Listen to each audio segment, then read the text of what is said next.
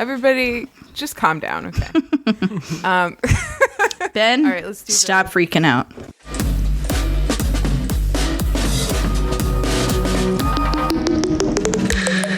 I dropped off all the things I love. Like I need a traffic jam to keep in touch. I can't focus on the words unless my hands are busy. I can't give up on the world or I will leave this city. And it's way too broad what I'm trying to say, but I write it down and let it go. And it's hard to know all the words I need to explain my heart in a single note.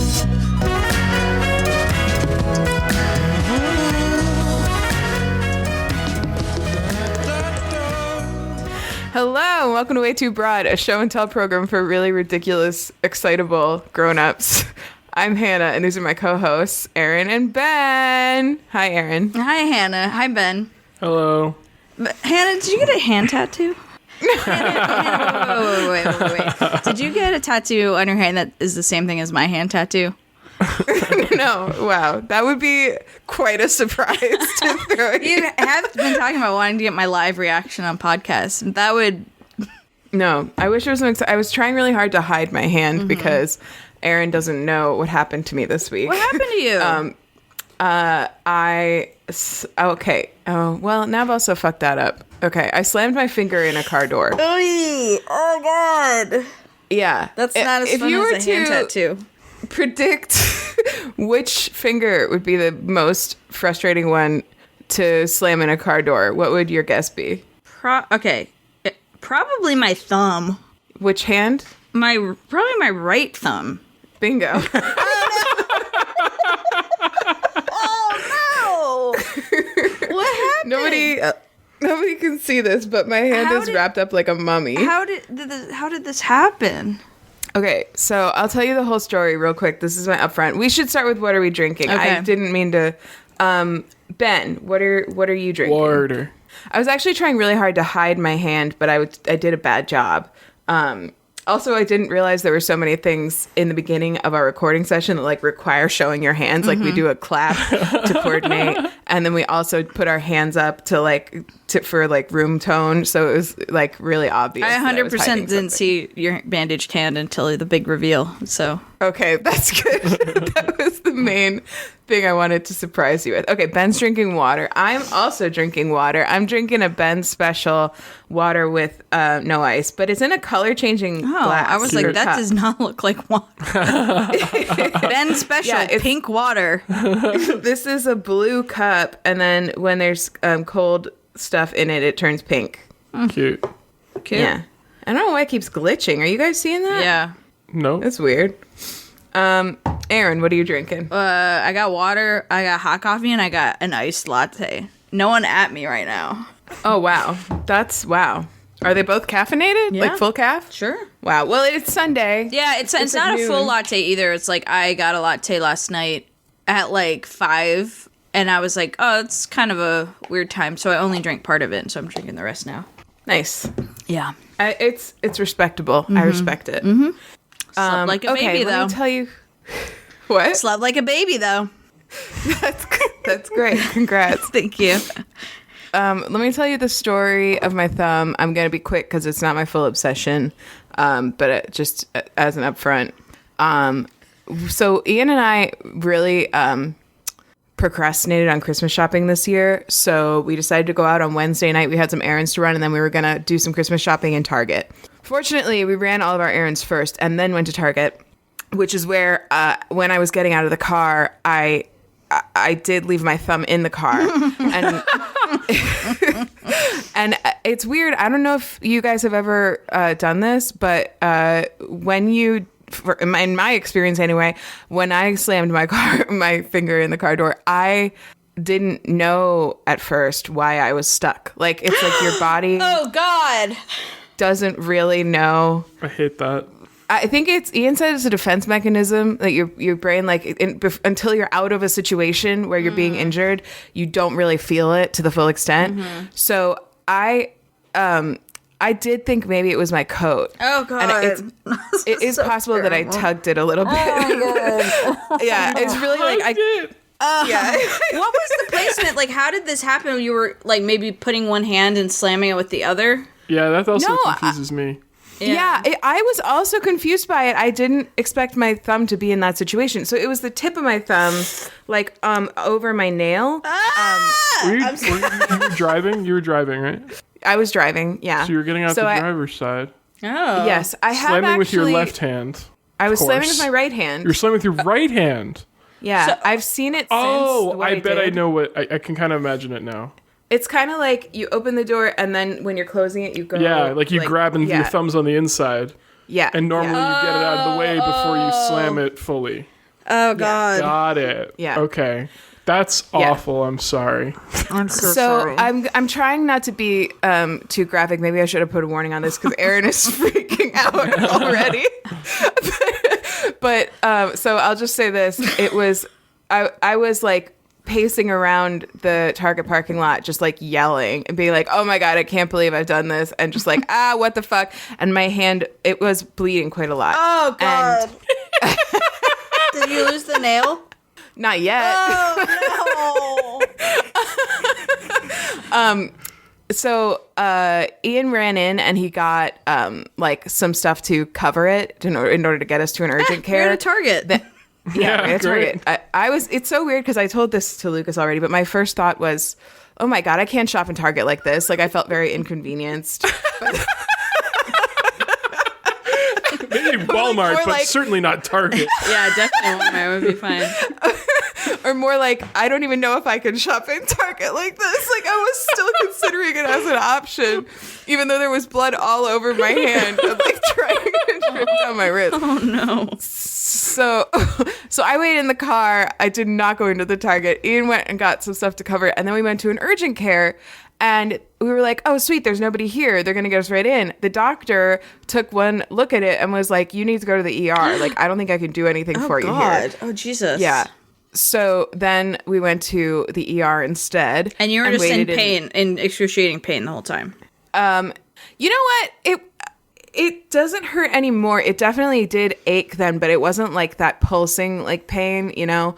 But I was very freaked out because it was really hard to tell the extent of the injury because it was still so, let's say, messy. Yeah. And also like the Let's tip of say. my finger. Let's just say messy.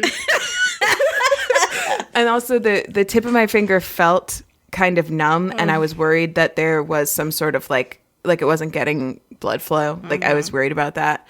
So I was really, and also I was worried that it was going to get that it was already fucking infected because we had driven like 15 minutes to the urgent care and then 20 minutes to the ER, and I had slammed it in a dirty car door, and I was like, so, but it's fine. It has not shown any signs of infection at all, and it turns out the cut is completely under and through the nail. So I basically That's great news. Fuck does that even mean? Really under and through?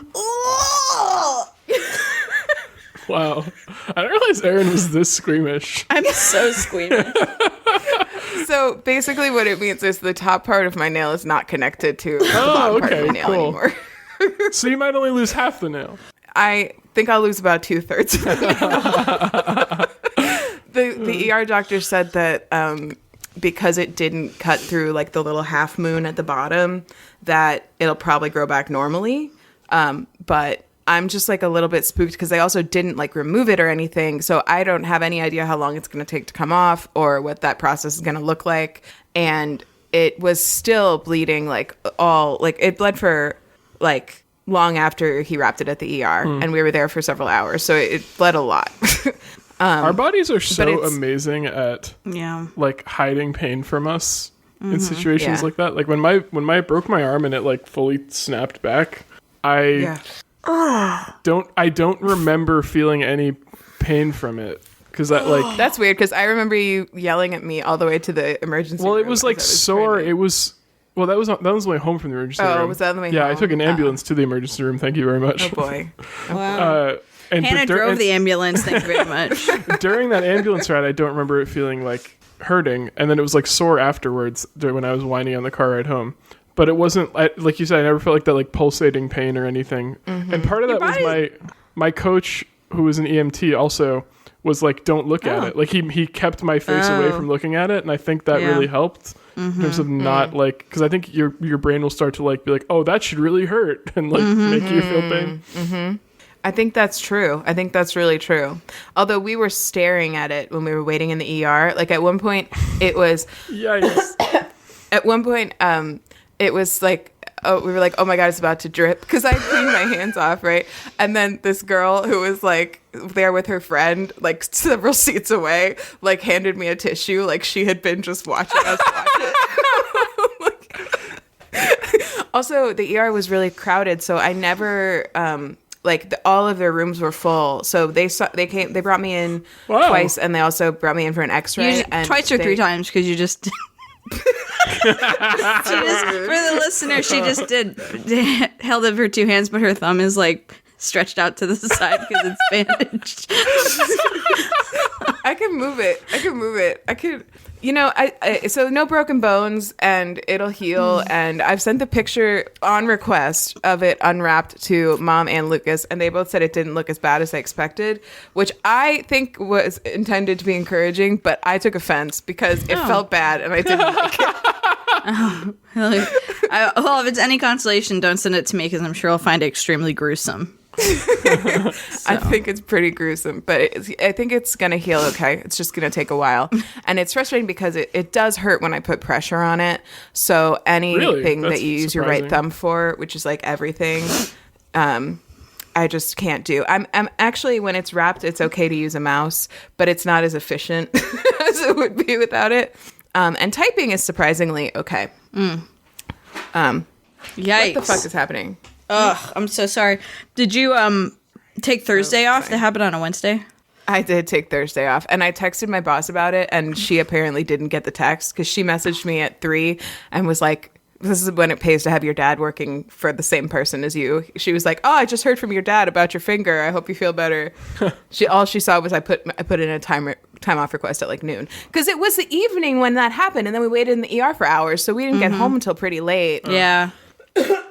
Here's another thing that'll freak you out, Erin. The night before last, I woke up and the dressing, because it just goes into my hand, it's easy to slip it off, unfortunately. So in my sleep, it came off. I woke up to the feeling of my face pressing against my broken nail. Jesus Christ. And I had to get up at 5 a.m.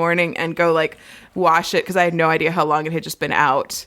But it didn't start bleeding again, so that's good. I just get unpleasant tingles up and down my body when I hear about I get injuries. it. I do get terrible. it. Hey, Erin, do you want to see my X-ray of my broken arm?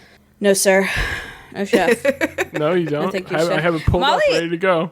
Molly, at some point not too long ago, was using a mandolin slicer and sliced off the tip of her finger, just the little tip.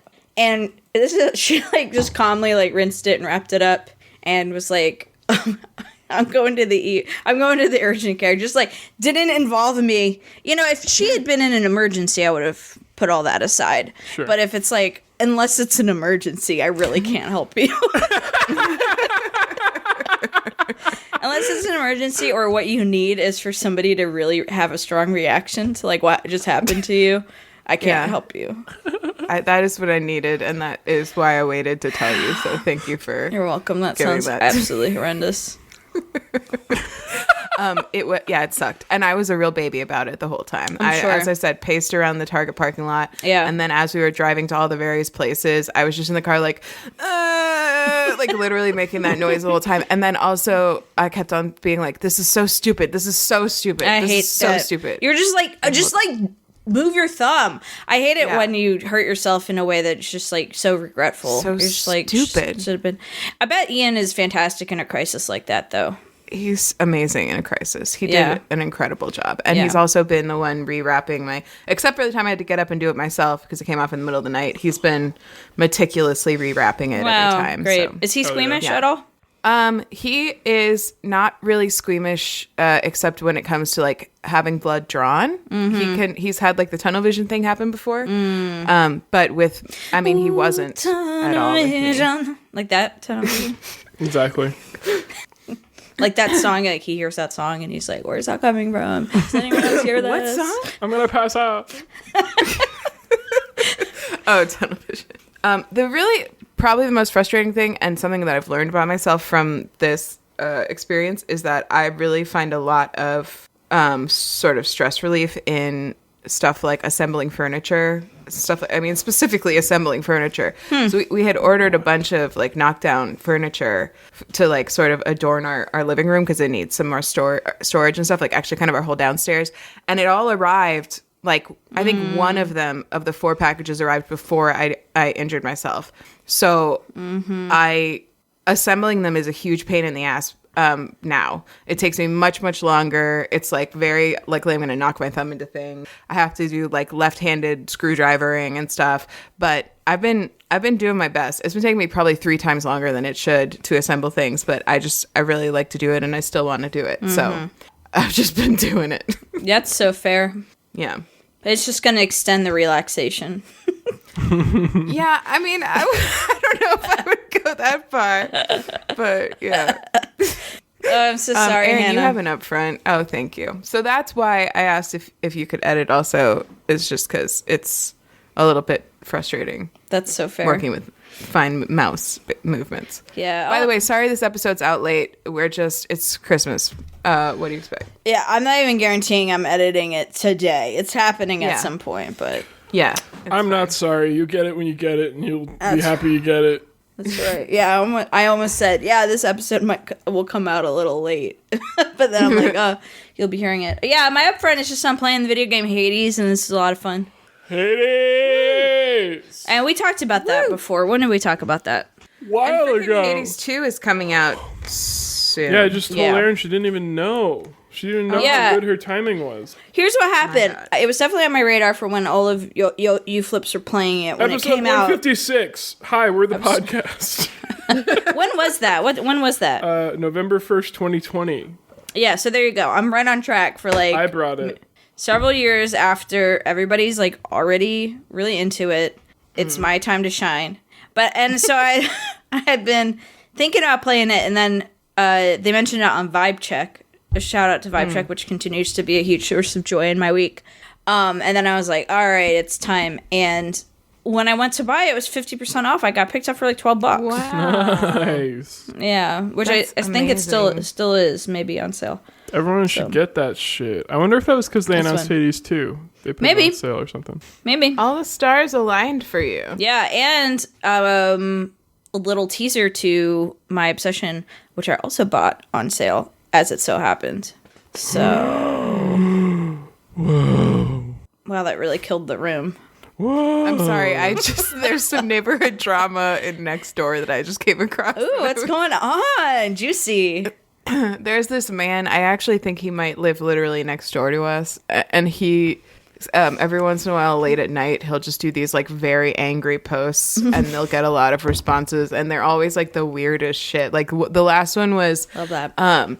This guy. He was like, why have they not arrested this person who works at the local grocery store because there was a robbery, and then the dogs traced his scent back to his house, and why does he still work there? And he was like really mad about it Because he works there. Yeah, of course his He fucking doesn't- scent is there. Yeah, right. And then there was like another one where he was like mad about like non-locals moving in, which we were like, oh shit, because we like think we live next door to him. And then also there was another one. This time was about I guess he has like P.O. boxes at the post office, and he lost his keys, and he was like, does anyone want to help me try to get the post office manager fired because she was really rude about getting me replacement Jesus keys. Christ.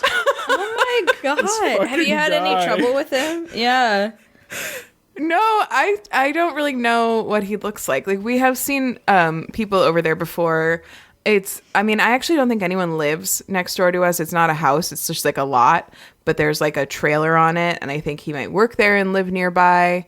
I'm not sure, but we don't, and we have seen people over there, and they've seemed like friendly enough, but I think sometimes he just gets drunk at night and just like decides to post on Nextdoor. So hateful. Yeah, it was really, and his stories never make any sense at all.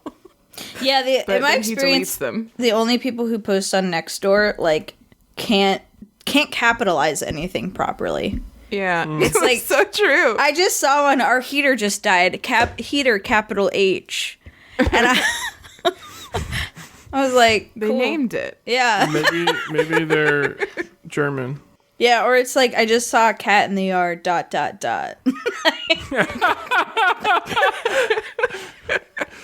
I love Nextdoor. I love Nextdoor it. is the only social media platform that Ian spends any time on. Same TBH. Oh, it's fun. I get the It's fun over digest, there. and I'm like, what are these motherfuckers up to? I used to have it extended out pretty far in the radius, but I recently kind of constricted it because I'm most curious about it, and it rarely has any activity, but I'm like, what are these specific people getting into? Yeah. I didn't know you could do that. Weirdly, I still get posts from my old neighborhood too, even though I've definitely changed my address. I get both. You have to go in, there's like a whole settings page that's a little hard to find, but once you find it, you can. It's awkward. Yeah. The website. Yeah. Yeah, I think if you go to settings and neighborhoods and then neighborhoods you're following, you can unsubscribe. Okay. There's also, like, it is kind of fun sometimes to see what's going on in nearby neighborhoods too. Like, there's there's just always shit going down in, it's called like Far Hills, Silver Lake or something like that. That's not it, but it's something like that. They're close by, but not close by enough that any of it matters to me. But man, shit goes down over there. Like, seriously, like there's like construction issues. There's like neighbor on neighbor doxing. Like, Wow. oh, also the FedEx people have been going wild because like Christmas is coming up, so they're just like very busy. So like we got a package delivered to the wrong address that we were able to go get. But also, like, when I was scrolling through Nextdoor trying to figure out if anyone had posted about getting my package, I saw this woman who was like, I got a package. It's for this full name it didn't say the address, but it was like, in order to retrieve it from me, you need to tell me what it is. And I was like, and then the person responded, like, her full name, same name, was like, this is my address. Like, you have my address. Can you just drop it off? Or, Why like, don't open my package? She said, I have your address, because she posted her own address. She was like, can I come pick it up? Like, I don't need to tell you what's in it. It's my package. And people were like commenting, like, why would you do that? It was funny. Why are you even Also, opening it? Yeah, if the address is on it, just bring it to the address. Yeah. What the I fuck? actually had an interesting phone call when this happened to me this week with someone. It was like a very askers versus guessers conversation. Are you guys familiar? Have I talked to you about that before? No. Like okay. If you were going to a city that a friend of yours lives in, a good friend of yours, and you knew they had like a spare bedroom, right? And you wanted to stay there for like a couple days while you were in town, how would you approach that conversation with your friend? Mm-hmm. Yeah, I'd text them and be like, hey, I'm coming in town these dates. Would you have any chance to have a spot for me to stay? If not, it's totally fine. I can grab an Airbnb. Same. Probably word for word. Okay. Same. And that means we're all askers, which is probably part of why we get along so well. And not that there's anything wrong with a guesser, but it's just like how you were raised is like different. I think it's really interesting because it's this cultural difference that can be like your next door neighbor who, like, in every other way, your cultural background is identical. You can have this disconnect and never know about it. Because what a guesser would do is, in that particular scenario, they would say, hey, I'm coming to town on these dates, like, can you recommend any good places for me to stay? And they wouldn't directly ask if they could stay with them, because if someone did that to them, they would feel an obligation to say yes. So basically, like, in a guesser's mind, saying no and upbringing, right? Because usually it's like whole families are like this. In a guesser's mind, saying no is rude. So you have to kind of give people, sort of lead people in the direction of what you might want without like making a direct request. Yeah. That can be viewed by askers as really manipulative, but then we can be viewed by guessers as like rude or pushy. Well, if it's a close friend, there's not. It's different if it's like an acquaintance, but if it's a close friend, like, yeah, it's different. So what this woman did when she called me when my package got misdelivered to her house, she's like 3 houses down from me. it's not like it's not easily walkable, and it was snowy. It snowed a lot here this week, and so it's like, you know, a little bit of an inconvenience to get it here. Certainly, she called and she said, "Hey, I got your package, but I'm not sure which. I can see your address on here, but I'm not sure which house it is." And so I described to her where my house was, and then like she described where her house was, and then she was like, "Okay, I guess we'll bring it by," and like was like sounding all of a sudden like less confident. And then I like heard kids in the background, and I was like, "Oh, I think she wants me to come get it." Like in my head, I thought that, but like she never said that to me, which I would have happily done, and that is what we ended up doing. But like I had to read that from her, like I hate that the way though. she sounded. Yeah, it was weird, but like that's just like it's truly just like I don't really think there's a. I think our way is better, but it's because that's how I grew up and that's how I function. The other way lacks boundaries, I feel like, is my read on it. It's not necessarily like a personality thing. It's just like you don't have good boundaries, so you don't trust somebody to say no when you ask them a reasonable question. Absolutely. Ian just messaged me, "You can lead a horse to water, but it would be rude to make it drink." But you can ask a horse if it wants to drink, and it would be rude to expect it to understand any English. I don't think it's rude to say no to a question that someone is asking you. I agree with you. Some people do. I can see why. Yeah, there are a lot of people who do think that. Yeah, I don't think that's right though. I agree. Have better boundary. Yeah. Yep. I appreciate you kind of extending the olive branch, but that lady should have been direct with you about what she needed. I also agree. Yeah. I thirdly agree. That was the first errand we did. Oh, good. You didn't show up at our house with her children and your dripping thumb. No, but it was funny because it had, as I said, it had snowed a lot, and there have been a lot of posts on Nextdoor about stolen packages. So Ian wanted us to loop around the block to get in front of the house so that it was like clear that we were there on purpose or something, or just to make it easier to get it. And I was like, I just put the flashers on, left the car in the middle of the road, and went over and grabbed the package and came back. Everything was fine. But apparently, the house that we did park in front of, that was on the other side of the street, there was a guy like on the phone, who was like staring out his door at us, probably thinking that we were stealing a package from that house. But it's fine. Yeah. We've been keeping an eye out for Nextdoor posts about it, so we can tell them what happened. But another upfront. We have another one. And another upfront. We have another one. It sounded very Yoda. I need to find it. And okay, that here we go. Is the Spindrift corner. Spindrift freaking corner. Okay, so last time we talked about the 4 flavors they're getting rid of. They teased that they really should be paying us. Like, we're doing all this PR for them, that there were new flavors coming sooner than we think. Well, here they are. They came out. I'm very excited for them. I don't think it's sooner than I thought. Yeah. If I'm being honest. I also don't think they're out yet. Yeah. Because usually they do like a first run like special thing on their Instagram. So keep an eye out for that, listeners. Excuse me. The first one is Nojito, like no with an N, probably because there's no alcohol in it, which is lime and mint. That's okay. Just call it lime and mint. I don't know. I don't like that name. Bad start. Okay. The next one is peach strawberry, which I'm very excited for.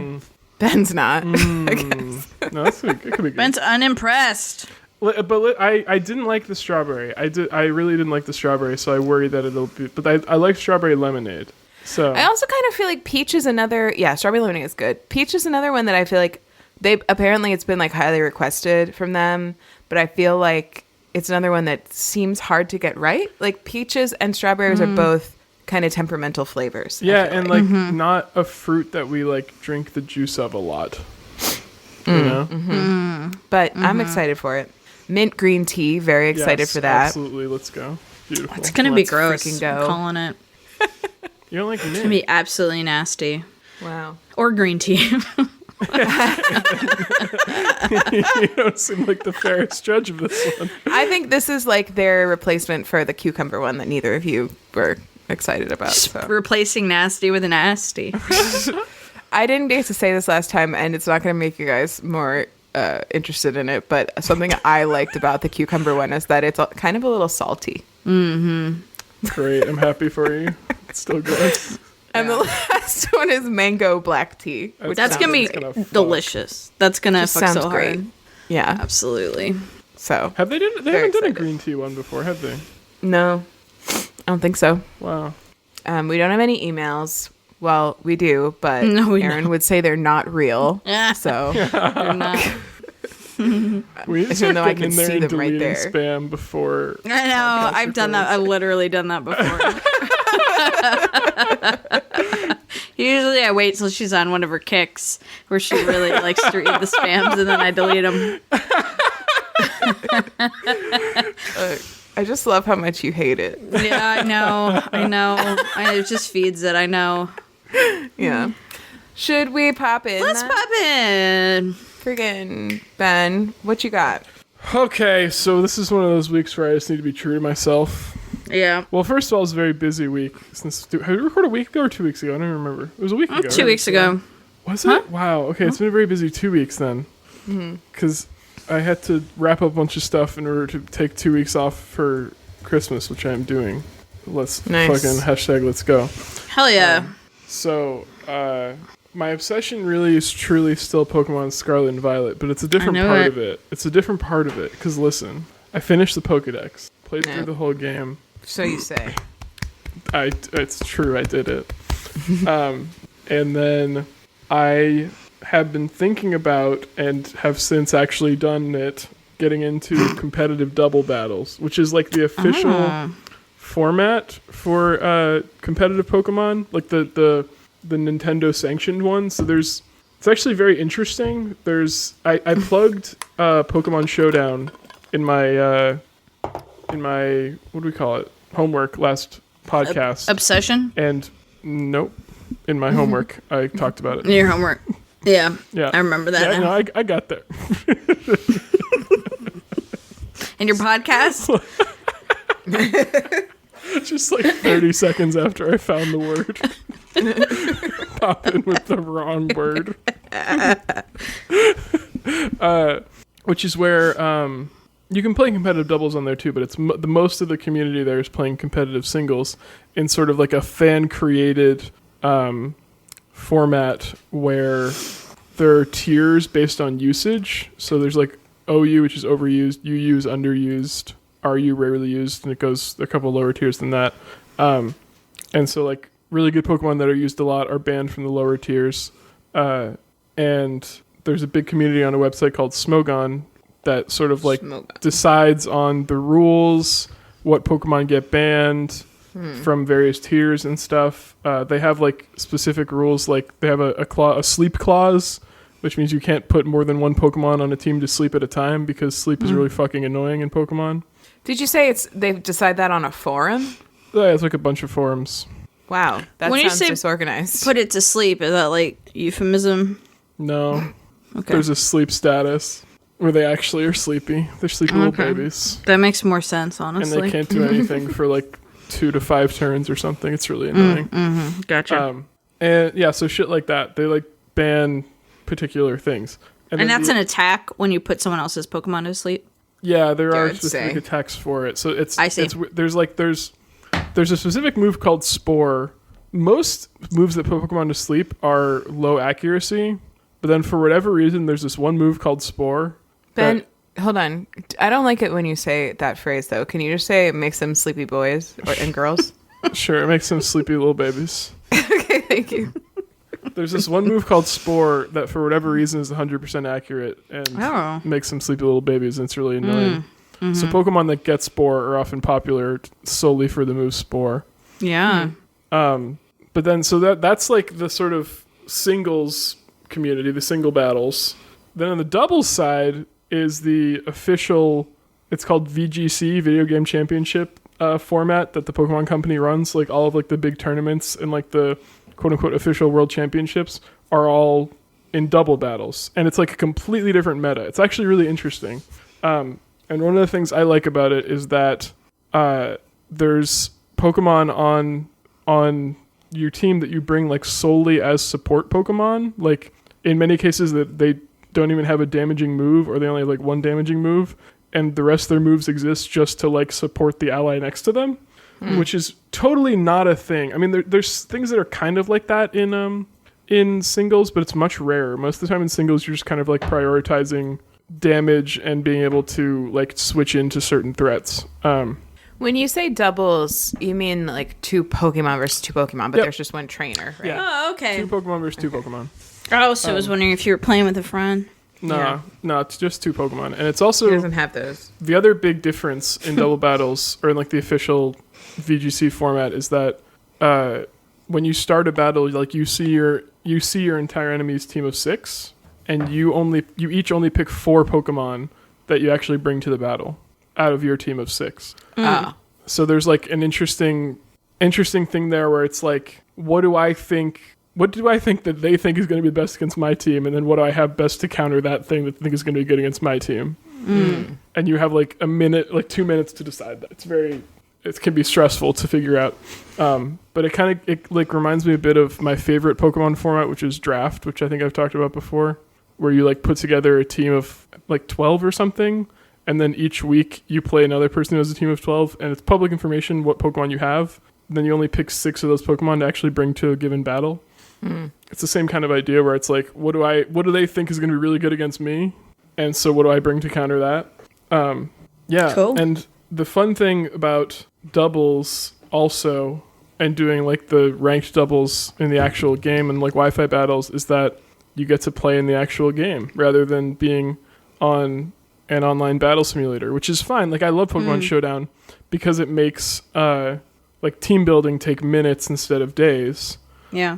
But it's still, at the end of the day, is nice to just like be playing in the actual game and like have the animations and see your actual Pokemon. Like there's something very pleasing about that. And in recent generations, especially last generation and this one, they've made it a lot easier to breed competitive Pokemon, and to do it faster than really ever before.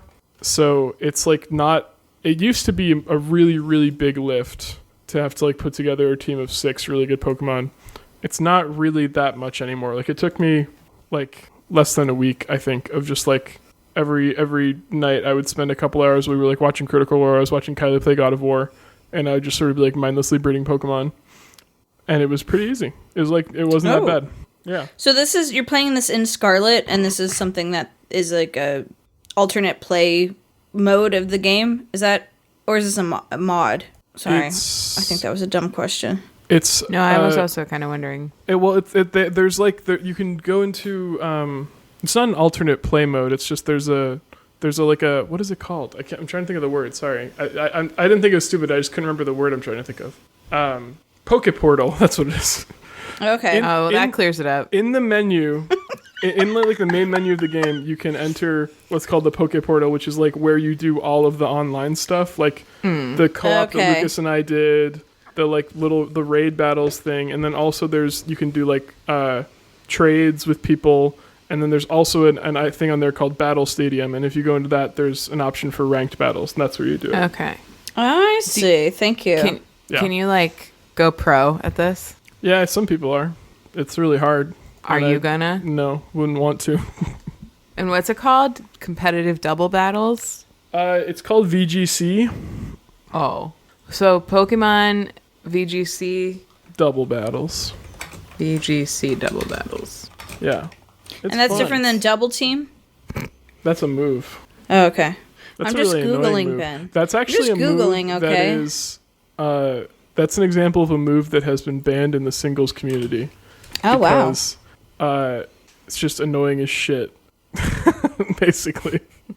Like everyone just kind of agreed it's shitty and annoying, and so no one uses it. I don't know if this is something we want to get into right now, but I'm so curious how these decisions are made in these forums. Like, do they take like polls? Like, how do they determine when it's agreed? So there's for each tier, there's a committee of like high level players, like there's a ranked ladder in Showdown for every tier, and so there's like a committee of high tier players.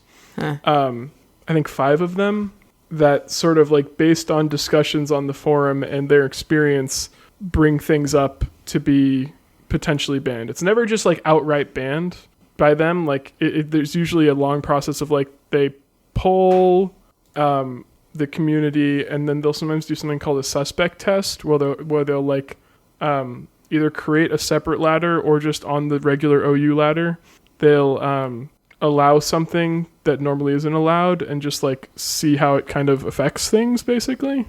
Yeah, it's a very interesting process that I don't know the entire details of, but it's never just like a unilateral decision. It's polling the community and then seeing where they're at. In fact, there's a very, very active discussion about banning terrestrialization, which is like Gen 9's main gimmick mechanic, the thing where you put the little crystal hats on and it changes your type. They're so pretty. They're really pretty. I really like terrestrialization. I think it's a very cool mechanic, and I think I will play a lot less singles than I already am if it gets banned, because I think it's very like it brings a lot of interesting things to the game and makes a lot of Pokemon good that maybe otherwise wouldn't be. The argument against it is that it introduces too much variance into a game that already has a lot of variance, because you then have to like prepare for a Pokemon to be one of 18 possible types out of all of a sudden. But I don't know, like as the meta evolves, common Pokemon usually have common Terra types that are good with them, and like you can more and more predict it as you play more. And I think it's also like it then rewards, it gives another sort of dimension for players to like be creative on. How do you choose? So, okay, the whole terrestrialization thing, it's not like you catch a Pokemon, it's got a regular type, and it's got like a potential Terra type built in. It is it's like that. It is that, but that Terra type can be like any of them, just depending on each individual Pokemon. Okay. Well, so when you catch them just like normally in the wild, they'll have a Terra type that's one of their two types. Okay. But when you catch them via what are called Terra raid battles, which are like these little crystals that are around the map, and it's it's an online thing you can do. You can like invite people to do Terra raids with you, up to 4 people. Then those Pokemon will have like different Terra types. Okay. And you can also, there's some like fixed spawn in the wild of like Pokemon with different Terra types that you can get. Okay. I feel like, and you can also change them later by collecting these like little crystals, but that takes forever and is kind of annoying. Okay. So theoretically, any Pokemon can be any Terra type. Okay. But it's more likely to be certain ones. Yeah, because there are certain types that like if you can turn into a type, like for example, my favorite Pokemon is Scizor, which is a bug steel type, which means that it is like 4 times weak to fire. So, and that's its only weakness. It's only weak to fire, but it's very weak to fire. If you terrestrialize into water type, now you resist that. So it can like get you a kind of a free turn of surviving to be like, I'm going to Terra into water, eat that fire type move and take no damage, and then just like get a free hit off basically. I'm 4 times weak to car doors. I don't think there's a Terrasylsaurus type for that though. Terrasylsaurus. Well, that sounds really fun. That sounds right up your alley, Ben. Yeah, it really does. And you're a break until the new year, right? Yeah. Fucking jelly. Yeah. Damn. Yeah, so I'm probably going to just stream a bunch of ranked battles in our Discord. Fun. Cool. Maybe I'll pop in while I'm playing my games. Hell yeah. Hell yeah.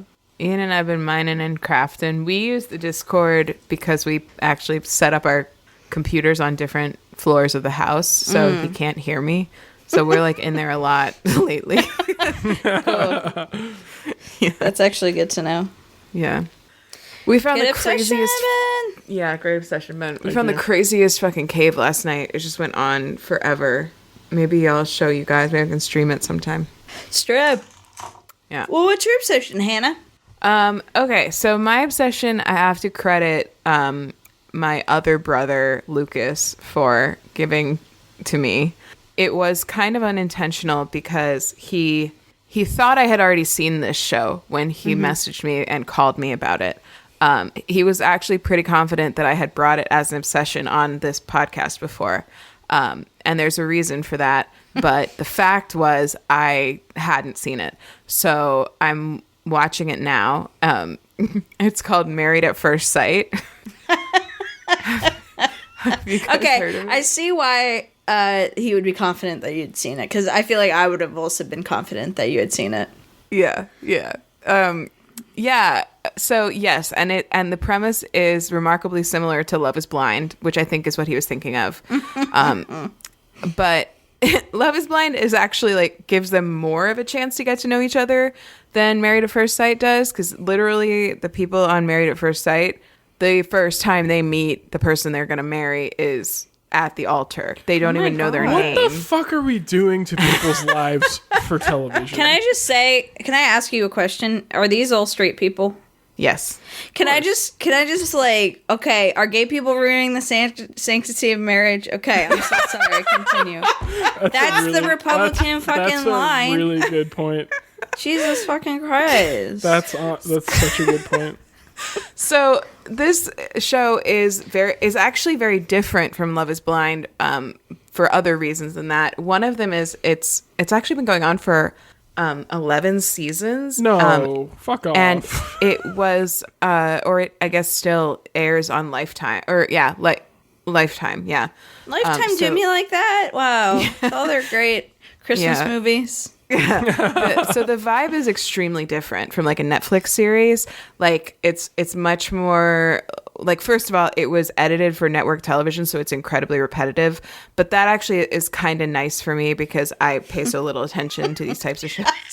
So like you can be sure that if something important happens, you're gonna get another chance to see it. You almost never have to go back and like listen. You're gonna see it maybe 2-3 more times. Yes, there's like a recap at the beginning of every episode. There's also a pre-cap at the beginning of every episode. So you skip the recap and then you get to see the key points of what's going to happen in the show. And then I actually hate that. Like Great British Baking does that. I always skip it because I'm like, I'm about to watch it. I don't need to see it. I often skip it too. And then also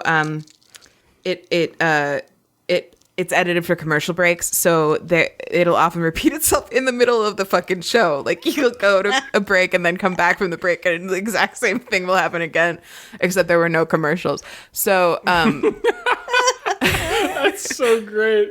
Yes. So the way that Sarah, Erin's best friend Sarah, watches Bake Off, where she watches the beginning and the end. I can't talk about that. I forgot about that. Well, I guess Federica and Lucas kind of did that with this show. But hold on. Explain it in case a listener. That was like a deep cut. Oh, that's literally it. She just watches basically like the intro, and then she watches the ending to see who like won and who lost. That I can't with that. Yeah, but with this show, it makes actually a fair amount of sense because you'll see what happened the last episode, what's about to happen, and then at the end you see like the cliffhanger, and then that's all you really need to know. So and that's how they watched it. It's over sooner if you watch it like that. Yeah, but I've been watching it like straight through. It's crazy how many episodes there are too every season. Like they keep going. Why was Lucas watching it though? I don't know why they started watching it. I think Federica likes stuff like that. I don't remember ever talking to her about it, but yeah, she was watching it, so he was watching it, and then he got invested, and then he wanted to talk to me about it because he thought I'd seen it, but I hadn't. So then I went back and watched it. There's only 2 seasons on Netflix, season 10 and season 11, and I watched season 10 first, which they actually have not watched, so I'm waiting for them to catch up on that. And now I'm watching season 11, and I've been like live tweeting my reactions to Lucas in like a thread on Slack, so that's been really fun. But I guess the interesting thing about season 11, which hasn't quite happened yet, but I can see signs of it, is that it is the season that happened when COVID hit in 2020. So it's like after their wedding, so they get married. It shows you like them finding out that they're getting married, preparing for the wedding, and then it shows the wedding. The wedding is fucking interminable because they have a part where the officiant reads like, this is what this person's family and friends want you to know about your new spouse, and then they all write their own vows and they read those, and then they write their own vows about people they don't know. I know. I didn't even What did write they my own say? vows to my husband Ian, who I'd been dating for 3 years or something already. Like, I don't know. Some of them are actually really nice. Like, but the other thing that's I mean, I guess they can be like generically nice. yeah, they're kind of like, here's what I promised to, like, they all know what they're getting into, right? Like, they all signed up for this process and stuff. So, and It's they know just the an other arranged person. marriage. Yeah, except it's like an arranged make marriage, it exactly. white.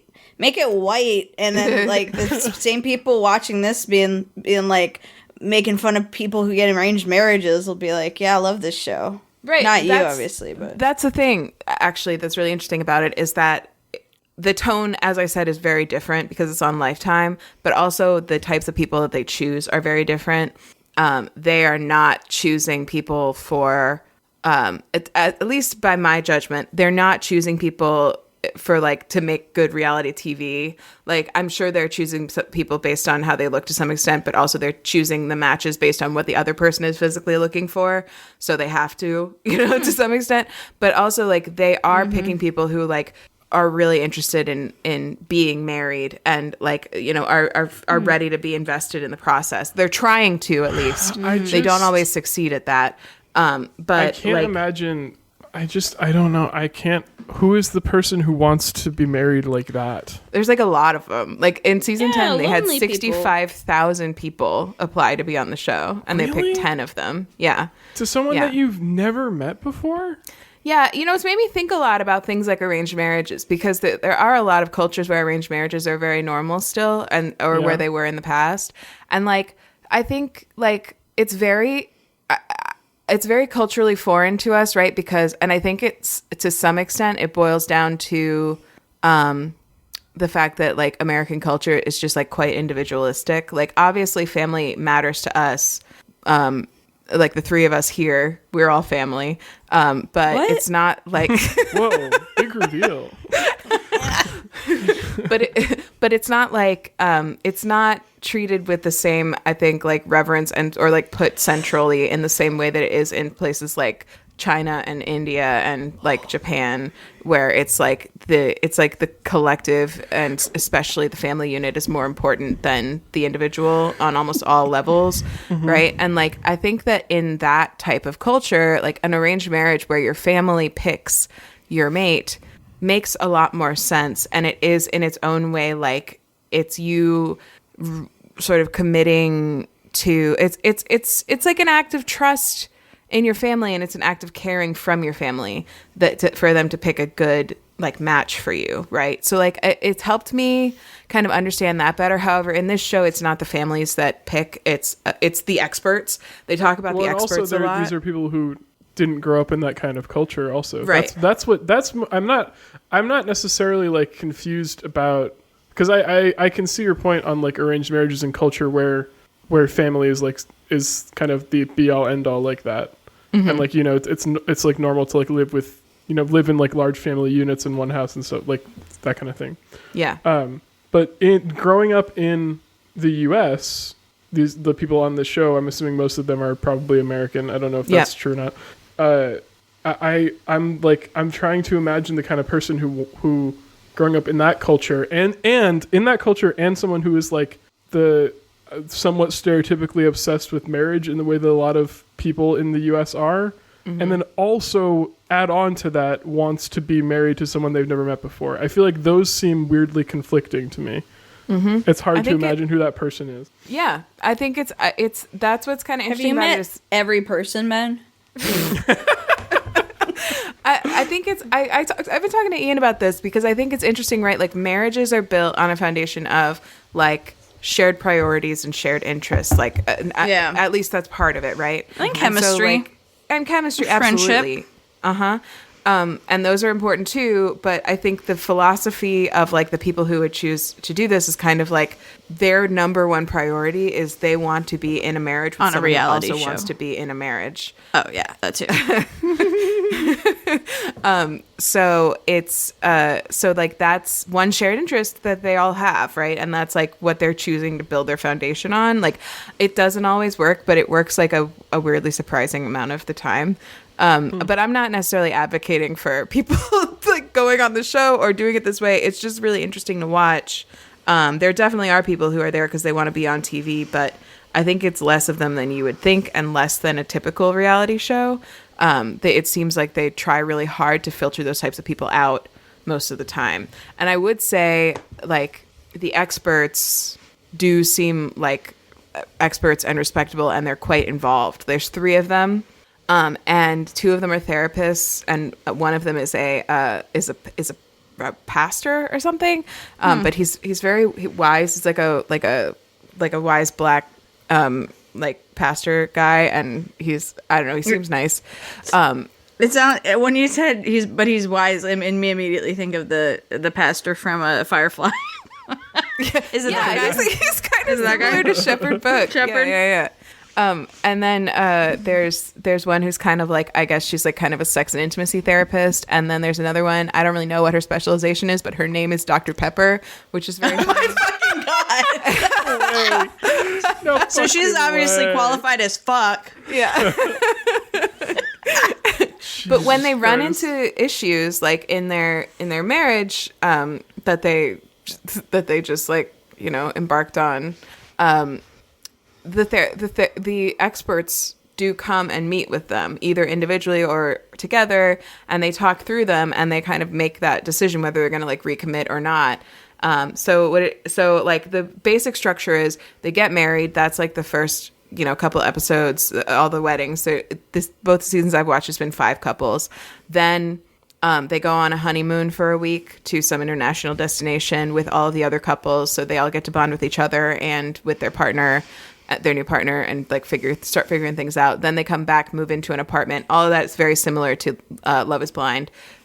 Move into an apartment together, and that's where they're supposed to have as their home base for the rest of the time. But they do, again, just like Love is Blind, they all are like in their regular life based in the same city. So they go out and they keep going to work. They go bring things from their homes into their like shared apartment to make it more homey. They bring their pets into their shared apartment. And then they do like a halfway checkpoint thing where they'll sit back down with the experts and be like, you know, what would it take for you to say yes to keep staying in the marriage in 4 weeks? What would it take for you to say no? Like, do you want to stay committed? Stuff like that. And obviously, like all across this, all types of different drama does ensue. But again, like it is different because it does feel like the vast majority of the people who are undertaking this were not just like blasting out applications to every type of reality show. They like actually wanted to do this to try to make it work, like most of them. So it's really, I don't know, it's interesting. I do like it, but I don't know if it's a recommend necessarily. Like I'm certain that you wouldn't like it, Erin, because you're just not into that type of thing. But like for me, it suits a need, which is like, again, it's pretty repetitive, and that's good for me. I wonder if Molly's seen it. Oh yeah, you should ask her. I think Molly, you up here? I think she's up here. Yeah, I would be interested in them doing a gay season. Actually, I wonder if they ever have. I probably would watch that. TBH. Yeah, I'm just like deeply disinterested in straight people. I think that's my problem. I do get it. They're pretty good, interesting. Love is blind at first sight. Marriage is blind. Marriage is blind. Permanent. Permanent marriage. Married at first sight. Married at first sight. Married at first permanent sight. Is the first time they're meeting them is that they're legally binding wedding? Do you have? Are you sure it's like they're signing the marriage certificate? I mean, I can't be certain, but they do say it repeatedly throughout the show that they're legally married. Are you a lawyer working on the television show? I'm not. Can you just go there and ask?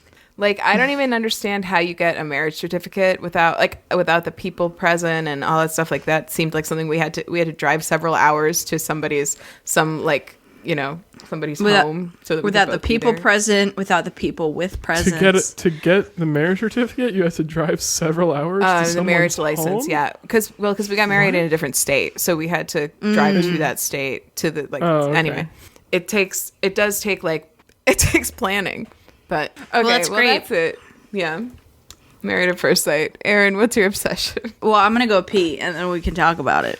Okay. Because I get so excited about it. I better have an empty bladder. Alrighty. All right, my suggestion is video game. Okay. It's a card game. It's a I know what it is. roguelike me card too. game. What is it? It's Slay the Spire. Slay the Spire. Have y'all played it? Nice. I have not. I have played a little bit of it, and Kylie really wants me to play it, but she simply caught me at the worst time, which is right when a new Pokemon game was going to come out. Yeah. So I need to ride this high for a little longer. And That's then so fair. I'll probably play it eventually.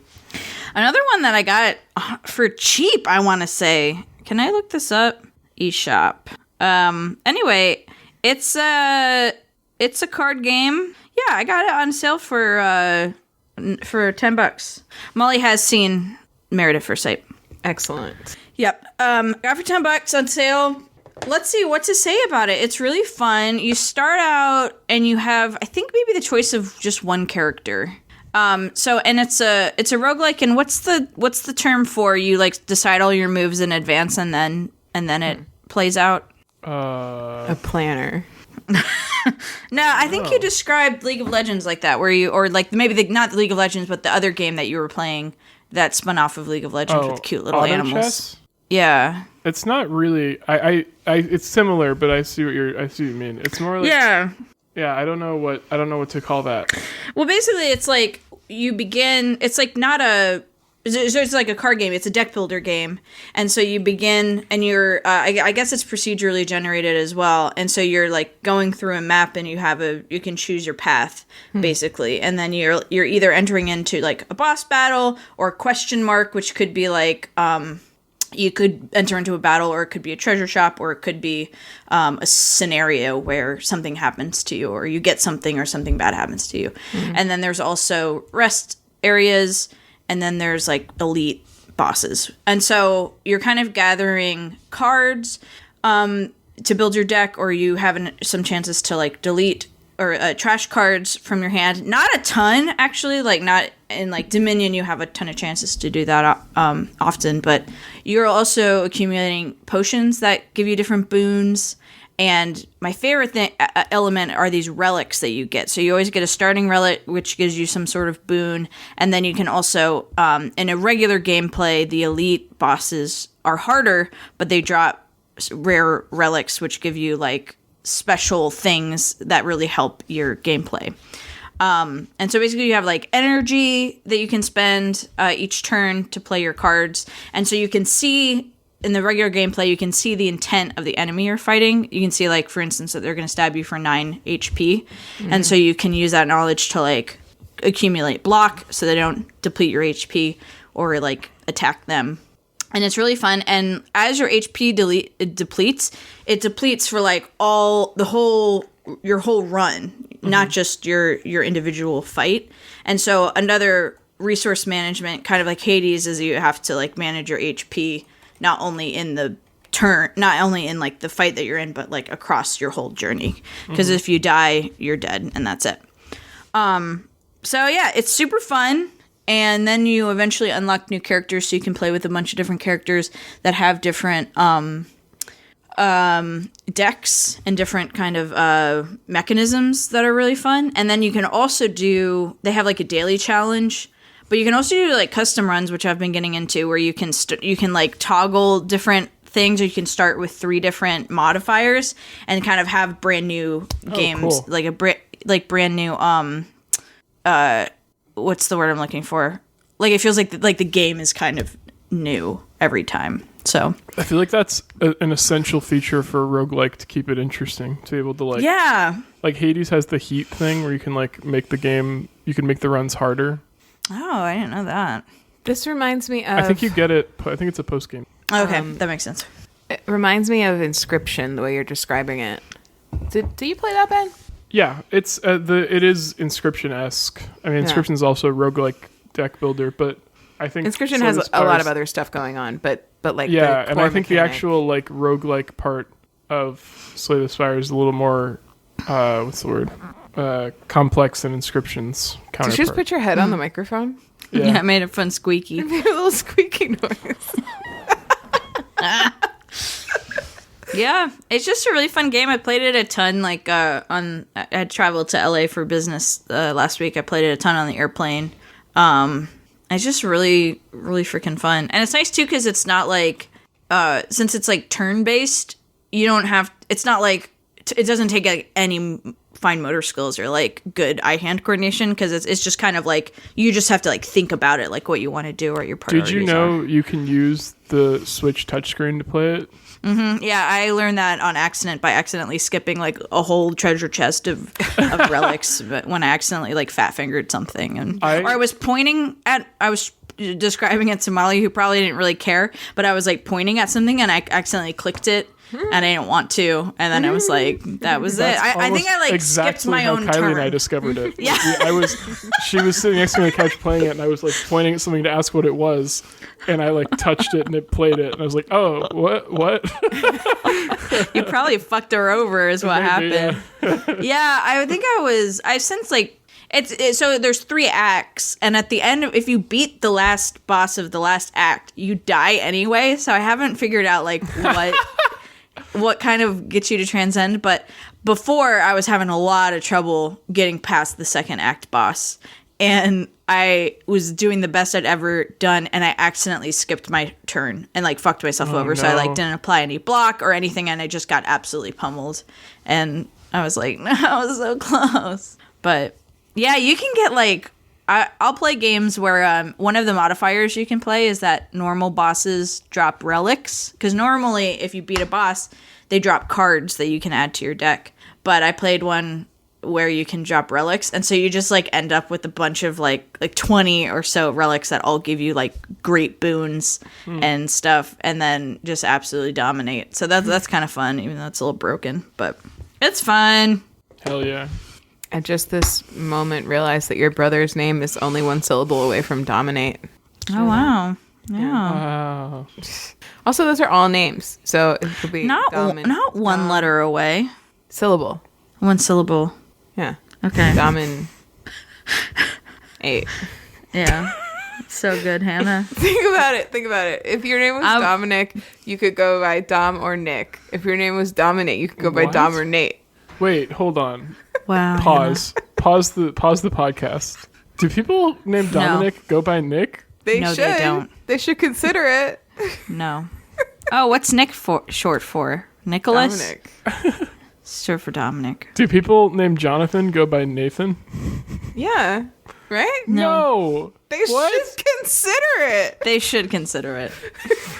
Honestly, I'm sad my name isn't such that I could like choose to go by a valid but unusual nickname. Should I start going by Min? Yeah. You should consider it at least. Amin. Amin. Amin. Hannah should start going by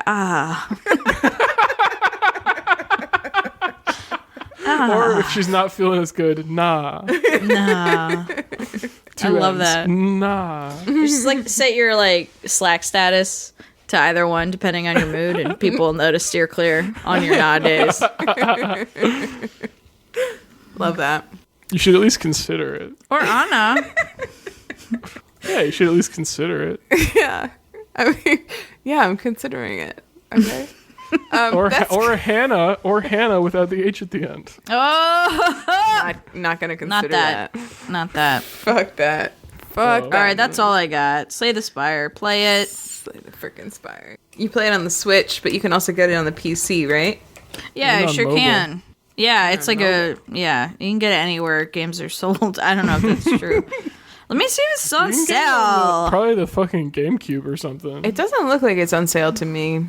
Okay, then I must have. Again, I'm having like good juju where I just got it. Yeah, right now it's $25. I got it on sale for $10. Oh wow. Yeah, and I got Hades for $12. Is Hades still on sale? Moose is here. Moose. She's following Squeaks. Oh, she's hissing. Yeah, her. Hades is not on sale anymore either. Oh yeah, it is. Yeah, it is. You can get it for digital right now for $12.50. What a steal! It's 50% off, you guys. Wow. Wait, where? What? The eShop, Hades. Oh, right. All right. Everyone should really get it. Yeah. Let's do homework. Okay. Me first. What's your homework? My homework is like once again to play Pokemon Scarlet and Violet. I swear it's really good. Do you swear it? I swear it. Swear it. That's When it. you were trying to complete your Pokédex, did you feel regret that you hadn't caught other Pokemon sooner? No, because listen, this is what I said when everyone was like, catch everything, blah, blah. It gives me something to do later in the game. It's a nice way for me to go back and explore a bunch of areas of the map and find the Pokemans. Sounds boring. No, it's fun. That's how I like to do it. That's how I did it in Sword also. Nice. My homework is if you want to watch Married at First Sight. I honestly have been really enjoying several of the couples in both seasons that I've watched. So, you can watch it on Netflix. I don't know where the first 9 seasons are. I might end up trying to find them, but we'll see. Yeah, just do it. Just do it, baby. Also, I'm on Twitter and Instagram at Hanthropology, and I'm on TikTok at Hannah and Her Cats. I posted 2 new TikToks recently. One of them was a snowfall ASMR video that was just like a minute of snow falling. And then there's like snow sounds kind of quietly. And then the other one was this morning, Hank and Moose were watching cats out the window. Watching cats. They were watching birds out the window. And so I posted that. But I think my internet kind of farted in the middle of it. And so it lost the caption. But it wasn't important. Anyway, go watch those. Cool. Erin, what's your homework? My homework is to play Slay the Spire. Is to play the Spire. It's great. It's so good. Check it out. Spay the Slyer. Spay the Spire. It's so good. The podcast homework is call us, or actually we need someone to call us, even if it's one of us. I think we're going to lose our number again. Google's going to cancel the podcast? Yeah, Google's trying to cancel the podcast again. So please call us or text us at 774-326-0420. Is that right? Blaze it. Blaze it. Okay. Blaze it. Wow, I didn't realize I had that number memorized, but I couldn't find it on the sheet, and I just said it, and I was right. Wow. How about that? Oh. Yeah. You can follow us on Instagram and TikTok at WayTooBroad. I started a TikTok this week for the podcast, and Oh, wow. we got actually a few likes and a couple of comments already on our first couple clips. But I think, Were the they types of real? videos- yeah, they're real. One of them just hold on. One of them was kind of funny. And we got one follower besides me, so that was nice too. Nice to see.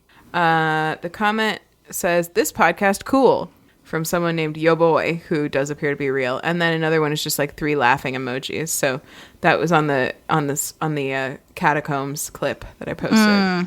Great. And then I did post another one, but no one's commented on that one.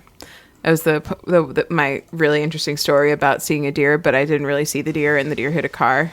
I made a clip out of that. Love it. Yeah. That was a good moment. I will post it for you guys.